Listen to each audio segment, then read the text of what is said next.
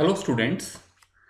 इस नए टॉपिक में हम लोग बेसिकली कुछ कॉमन फोर्सेस मैकेनिक्स के बारे में पढ़ेंगे। तो जो फोर्सेस हैं उनको बेसिकली मैं दो क्लास में डिवाइड कर सकता हूँ। एक है फील्ड फोर्सेस और दूसरे हैं कांटेक्ट फोर्सेस। फील्ड फोर्सेस का मतलब ये है कि मेरे पास एक बॉडी ये है ए, एक दूसरी बॉडी बी है। ए जो है वो बी को टच किए बिना ही अपनी तरफ पुल या पुश कर दे, ऐसा फोर्स फील्ड फोर्स है।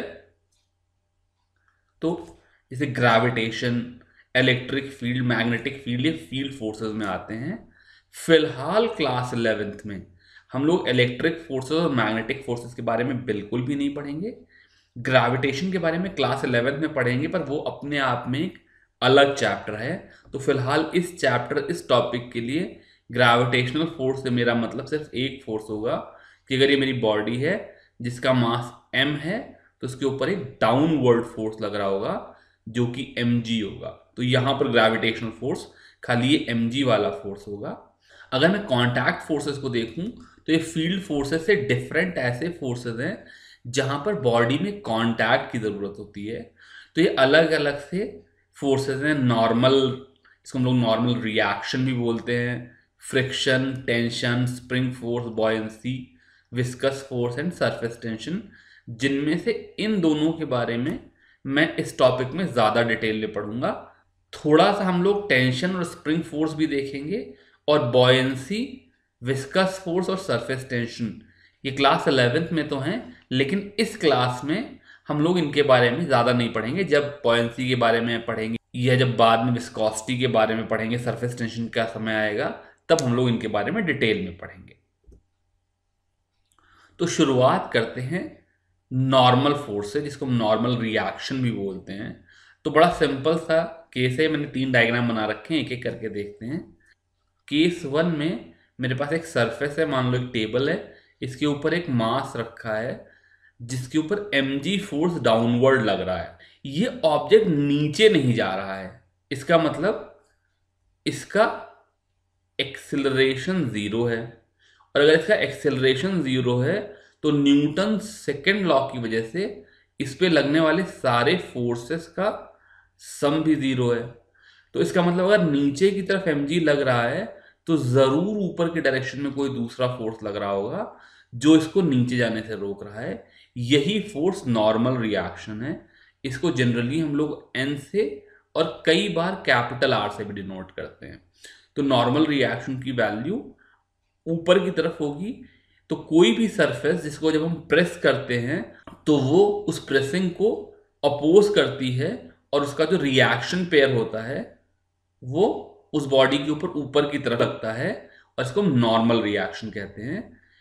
यहां पर चूंकि समेशन f जीरो है, इसलिए मैं कह सकता हूं कि n ऊपर की तरफ फोर्स माइनस mg, नीचे की तरफ फोर्स के लिए नेगेटिव कर लिया, इसका सम जीरो होगा, यानी कि n की वैल्यू mg होगी।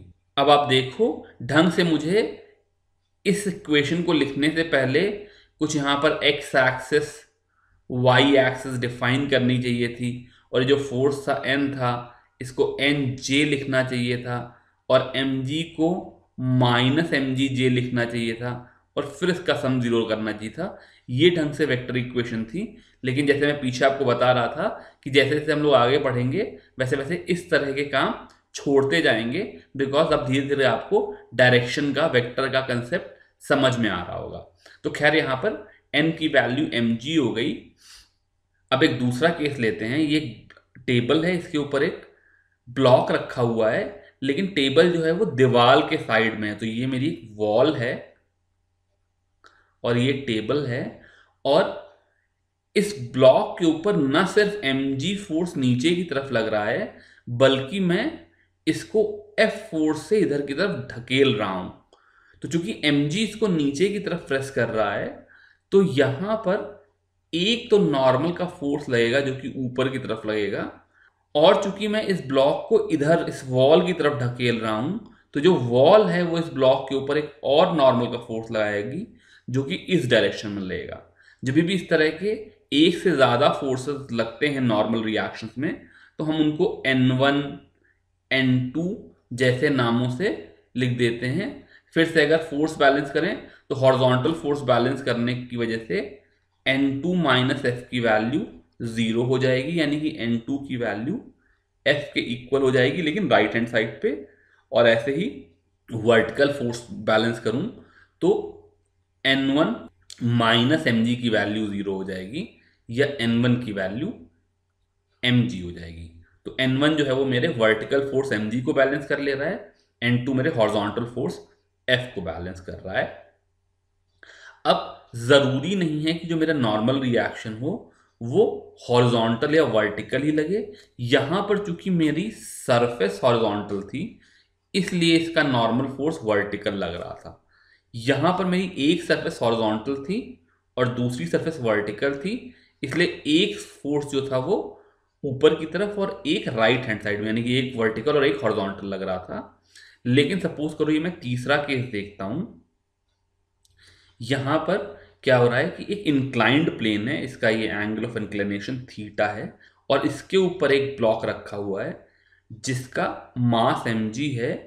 तो अब यहां पर क्या होगा कि जिस फोर्स को मैं mg के फॉर्म में देख रहा हूं, ये वास्तव में इस ब्लॉक को इस सरफेस पे प्रेस नहीं कर रहा है, बिकॉज जो प्रेस करने वाला फोर्स होगा that will always be perpendicular to the surface. तो हम क्या करेंगे, इस mg को दो पार्ट में ब्रेक कर लेंगे। एक mg का वो कंपोनेंट जो कि perpendicular to the incline plane है, और दूसरा वो कंपोनेंट बहुत अच्छा नहीं बना जो कि पैरेलल टू इंक्लाइन प्लेन है।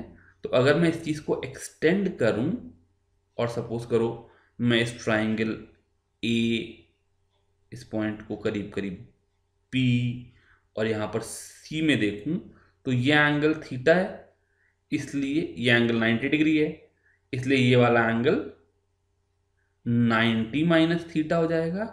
और फिर अब मैं इस ट्राइंगल ए बी डी में देखूं, तो अगर ये एंगल 90 माइनस थीटा है तो ये वाला एंगल थीटा हो जाएगा, यानी कि जो नॉर्मल वाला कंपोनेंट होगा वो कंपोनेंट mg का जो कि इस ब्लॉक को सरफेस पे प्रेस कर रहा है, इसकी वैल्यू, रेजोल्यूशन का कंसेप्ट अगर आपको क्लियर ना हो तो पीछे देख लेना, mg cos थीटा हो जाएगी। और ये कंपोनेंट जो सरफेस के ऊपर मूव करने के लिए अलाउ कर रहा है, इसकी वैल्यू mg sin थीटा हो जाएगी।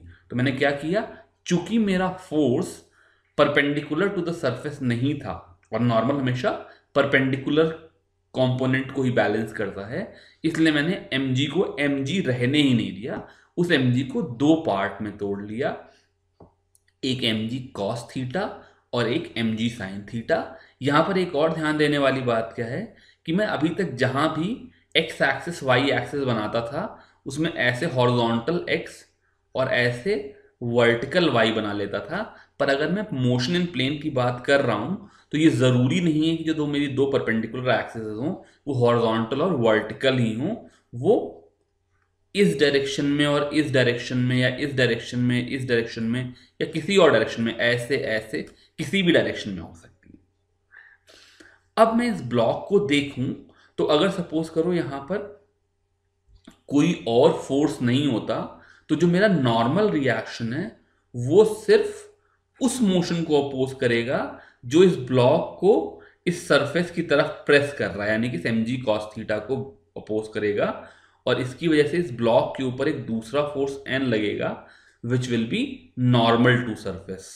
तो अब अगर मैं यहां पर देखूं तो क्या होगा कि यहां पर acceleration will not be equal to zero, because overall अगर मैं इस बॉडी को देखूं तो इस बॉडी के ऊपर दो फोर्सेस लग रहे हैं, एक नीचे की तरफ और एक इस डायरेक्शन में, ये वाला mg और ये वाला n, और इस तरह के दो फोर्सेस कभी भी आपस में एक दूसरे को बैलेंस नहीं कर सकते।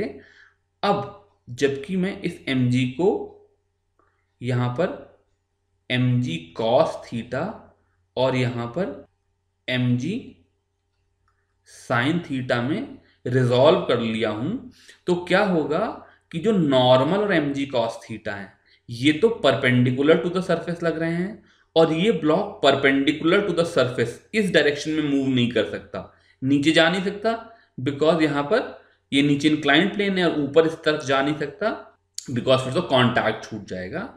तो इसका मतलब जो ये डायरेक्शन ऑफ फोर्सेस है, यहां पर समेशन एफ की वैल्यू 0 हो जाएगी, यानी कि मैं n minus m g cos theta को 0 लिख लूंगा, या n की value m g cos theta हो जाएगी। जो ये वाला डायरेक्शन है, यहां पर खाली एक ही फोर्स लग रहा है एम जी साइन थीटा, इसका मतलब इसकी वैल्यू 0 नहीं हो सकती, और ये एम ए के इक्वल हो जाएगा, और यहां से जो मेरा इस डायरेक्शन में बॉडी का एक्सेलरेशन है वो जी साइन थीटा हो जाएगा। अब ये जो मैंने केस किया, यहां पर मैंने नॉर्मल रिएक्शन और एम जी दो ही फोर्स लिए। अगर सपोज करो यहां पर एक तीसरा फोर्स आ जाता, फ्रिक्शन आ जाता, तो ऑब्वियसली ये प्रॉब्लम चेंज हो जाती, तब यहां पर एक्सेलरेशन शायद जी साइन थीटा नहीं होता। खैर, हम लोग फ्रिक्शन के कंसेप्ट को अभी नहीं लेते हैं, उसको आगे देखेंगे। एक चीज जो कि बहुत ज्यादा यहां पर इंपॉर्टेंट है वो ये है कि ये जो नॉर्मल रिएक्शन की वैल्यू थी, यहां पर नॉर्मल की वैल्यू mg होना, यहां पर n1 की वैल्यू mg और n2 की वैल्यू f होना, और यहां पर n की वैल्यू mg cos थीटा होना, ये सिचुएशन डिपेंडेंट थी। बहुत से बच्चे क्या करते हैं, उनको लगता है कि नॉर्मल की वैल्यू तो mg ही होती है, इंक्लाइंड प्लेन पे रखा है तो नॉर्मल की वैल्यू mg cos थीटा होती है। ऐसा बिल्कुल भी नहीं है, किसी भी चीज की वैल्यू फिक्स नहीं है। सिर्फ एक चीज फिक्स्ड है कि समेशन f की वैल्यू 0 होनी है अगर एक्सेलरेशन नहीं है, या समेशन f की वैल्यू ma होनी है अगर एक्सेलरेशन है। तो यहां पर चूंकि summation f equal to ma रखने से n की वैल्यू mg आ गई थी, या थर्ड केस में mg cos थीटा आ गई थी, इसलिए n की वैल्यू mg या mg cos थीटा है। थोड़ा सा प्रॉब्लम में चेंज कर दूंगा। सपोज करो ये बॉडी रखी है, नीचे की तरफ mg फोर्स लग रहा है, लेकिन साथ ही साथ तुम इसको ऊपर की तरफ f फोर्स से खींच रहे हो, तो अब n की वैल्यू mg ना हो करके n plus f minus m g equal to 0 से n की वैल्यू mg माइनस f हो जाएगी। तो सारा खेल सिचुएशन डिपेंडेंट है, जैसी जहां पर सिचुएशन बन रही है वैसा वहां पर नॉर्मल रिएक्शन की वैल्यू आएगी। फिर से मैं बता दूं, लोगों को क्या लगता है कि यार यहां पर तो नॉर्मल की वैल्यू mg cos थीटा होती है, यहां पर एक्सेलरेशन g साइन थीटा होता है। इस तरीके से कभी भी चीजों को याद करने की कोशिश मत करो। सिर्फ एक चीज याद करने वाली है, वो है कि summation f is equal to mass into acceleration. उसी से जो बात निकल करके आती है वो ट्रू है, बाकी कुछ भी सही नहीं है। अगला कंसेप्ट जो आया वो फ्रिक्शन का कंसेप्ट आया। तो फ्रिक्शन क्या है ये तो आप जानते ही हो। तो सपोज करो मेरे पास एक ये सरफेस थी जिसके ऊपर ये m मास रखा है, तो mg नीचे की तरफ लग रहा है, नॉर्मल रिएक्शन ऊपर की तरफ लग रहा है। अब मैं इसको कैपिटल F फोर्स से पुल करना की कोशिश करूं तो ज्यादातर केसेस में क्या होगा कि ये मूव नहीं करेगा। इसको अपोज करने के लिए यहां पर एक नया फोर्स लग जाएगा जिसको हम फ्रिक्शन कहते हैं। फ्रिक्शन एक ऐसा फोर्स है जिसकी टेंडेंसी है टू अपोज रिलेटिव मोशन। बहुत से लोगों को मैंने कहते सुना है कि फ्रिक्शन की टेंडेंसी है और टू अपोज मोशन, लेकिन ये बात सही नहीं है। सपोज करो मेरे पास एक कार है जो कि मूव कर रही है, और सपोज करो बहुत ज़्यादा तेज मूव नहीं कर रही, धीरे धीरे मूव कर रही है, और मैं इसके ऊपर कोई ब्लॉक रखूं तो ब्लॉक इस कार के साथ साथ मूव करने लगेगा। तो यहां पर क्या हो रहा है कि जो फ्रिक्शन है वो मोशन करा रहा है। नॉर्मली क्या होता है, अगर मैं ब्लॉक रखता तो उसको एक जगह रखा रहना चाहिए था, पर यहाँ पर फ्रिक्शन मोशन करा रहा है। तो फ्रिक्शन की टेंडेंसी मोशन को रोकने की नहीं है, फ्रिक्शन की टेंडेंसी रिलेटिव मोशन को रोकने की है।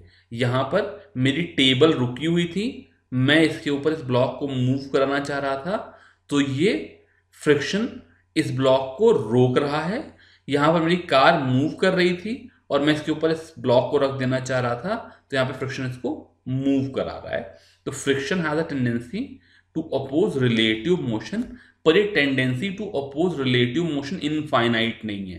यानी कि सपोज करो मेरे पास एक ये ब्लॉक रखा है और मैं इसके ऊपर फोर्स लगाना शुरू करूं, तो 0.1 न्यूटन, 0.2 न्यूटन, 0.3 न्यूटन का जैसे जैसे फोर्स लगाता जाऊंगा, इसको मूव नहीं होने देगा, इसके इक्वल एंड अपोजिट फोर्स लगाएगा। लेकिन ऐसा नहीं कि अगर मैं फोर्स बढ़ाता चला जाऊं तो ये हमेशा अपोज ही करता जाएगा। At some point of time ये मोशन अलाउ कर देगा। तो हम लोगों ने क्या किया, इस चीज़ को समझने के लिए एक एक्सपेरिमेंट किया, जिसका मैंने ग्राफ यहाँ पे पहले से ही बना दिया है। तो मैंने क्या किया कि ये ब्लॉक रखा, इसके ऊपर एफ फोर्स लगाया। तो पहले एफ की वैल्यू सपोज करो मैंने 1 न्यूटन लगाई, तो मेरा ब्लॉक मूव नहीं किया। मूव नहीं किया इसका मतलब समेशन एफ इक्वल टू 0 है।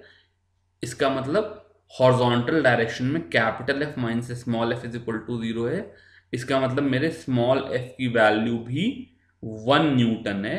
तो ये जो पॉइंट आया ये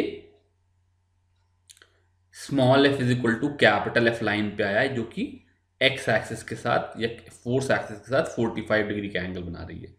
फिर मैंने 2 न्यूटन का फोर्स लगाया कैपिटल एफ, तो फ्रिक्शन ने फिर इसको मूव नहीं करने दिया। इसका मतलब फ्रिक्शन की वैल्यू भी 2 न्यूटन है और मेरा पॉइंट यहाँ आ गया।